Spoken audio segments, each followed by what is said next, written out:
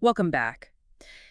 Staying informed for the UPSC isn't just about facts and figures. It's about understanding the why behind the headlines. Exactly. It's about seeing the connections, the underlying currents. And that's what we aim for in these deep dives. Today, we're looking at that recent military parade in Moscow, a very visible event. Extremely visible and quite significant in terms of messaging. We're mainly drawing on reporting from the Eurasian Times to unpack this. Good. So our goal here is to look at the narratives, the players involved, and what this might mean, especially thinking about it from, a geopolitical analysis perspective relevant for your studies. Precisely. It's more than just a parade, it's a statement. Okay, so this happened Friday, May 9th, 2025. All right. Officially, it's marking the defeat of Nazi Germany in World War II. That's the official line, yes. Yeah. A very important date in Russian history, Victory Day. But with the current situation, particularly the conflict in Ukraine, it feels like it carried a lot more weight this year, didn't it? Absolutely. It's impossible to separate it from the ongoing special military operation, as Russia calls it. The parade becomes a tool to rally support, to frame the current conflict using the lens of WWII. And that framing is key, isn't it? For you listening, notice how historical events are often used to justify present actions. A very common tactic in international relations. It taps into deep-seated national narratives. One thing that really stood out was the presence of China's President Xi Jinping. What should we read into that? Well, Xi's attendance is highly symbolic. It's a very public display of the deepening ties between Moscow and Beijing. Especially now with Russia facing so much pressure from the West. Exactly. It signals China's willingness to stand with Russia, challenging the U.S.-led international order, perhaps. It suggests a strengthening alternative bloc. Definitely something to watch in terms of shifting global power dynamics, core UPSC syllabus stuff. Definitely. Now, what about the parade itself? The hardware, the troops, the Eurasian Times mentioned some specifics. Yes, a couple of things were notable. First, the debut of attack drones in the parade. Attack drones, okay. Yeah, which reflects their increasing importance in modern warfare, something we've seen very clearly in Ukraine. It shows Russia is investing heavily there. And tanks? More tanks than in recent previous years, according to the report.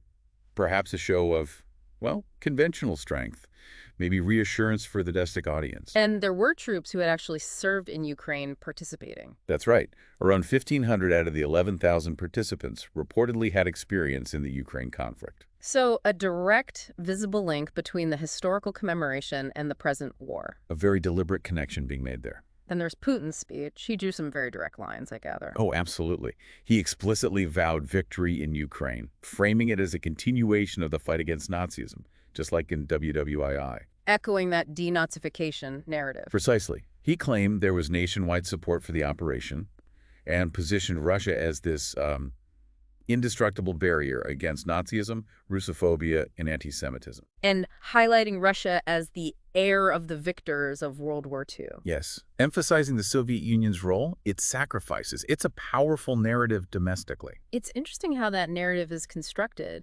The Eurasian Times noted that this often involves glossing over less convenient parts of history.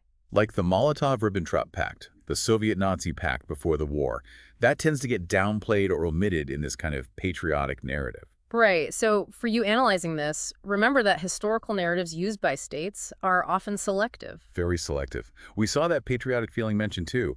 A quote from an Olga Zurovleva expressing pride about WWII. It taps into genuine public sentiment. The report also mentioned tight security, snipers, jammed internet. Yes, very stringent measures. It suggests an awareness of potential security risks, maybe dissent, or even external threats like drone attacks, which we'll get to.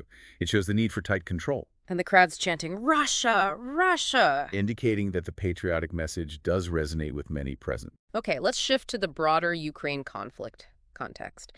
Putin's justification, this denazify claim, how is that viewed internationally?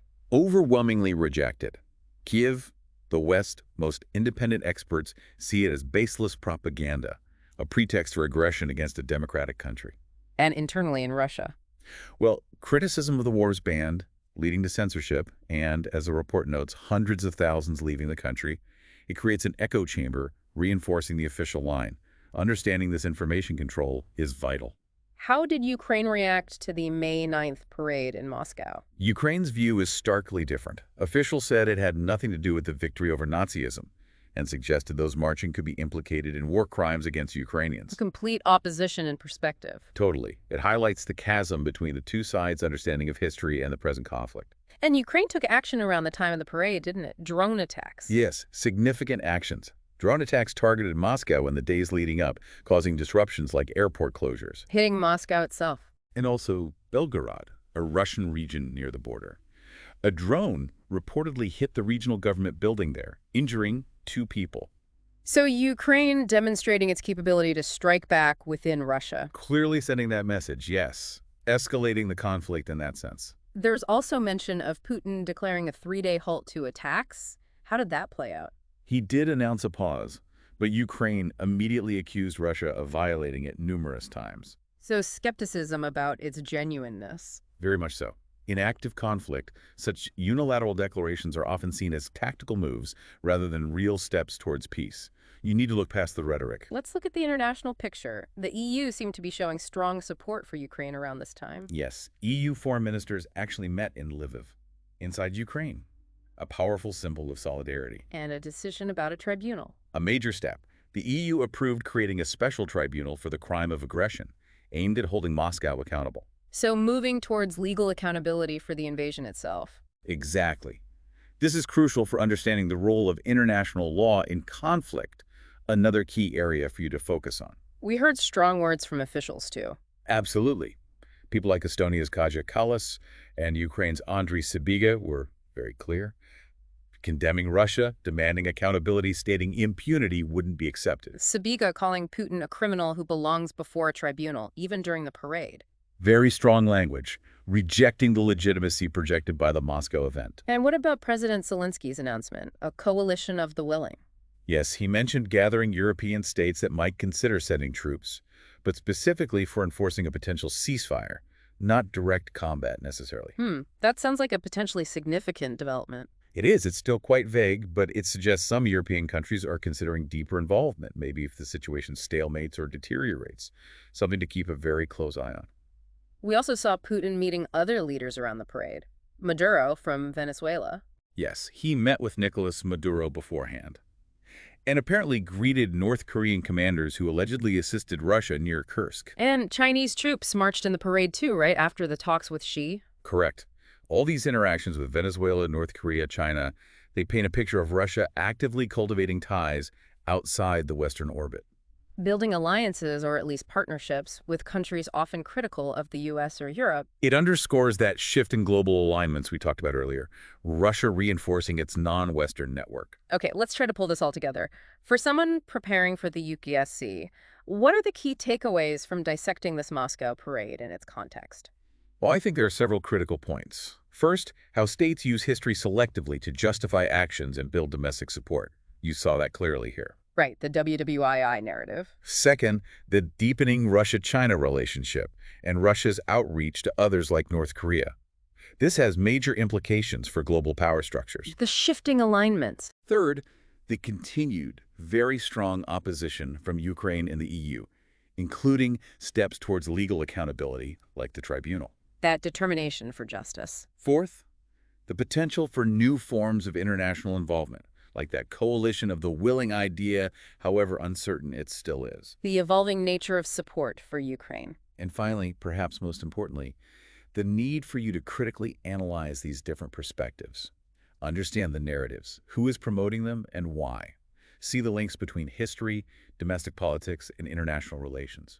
It really is complex, isn't it? The parade wasn't just a single event, but a sort of snapshot of all these intersecting dynamics. Exactly. It forces us to think about how the past is weaponized, how present conflicts are framed, and what that might mean for the future. A lot to think about there. So as you continue processing this deep dive, here's a question to ponder.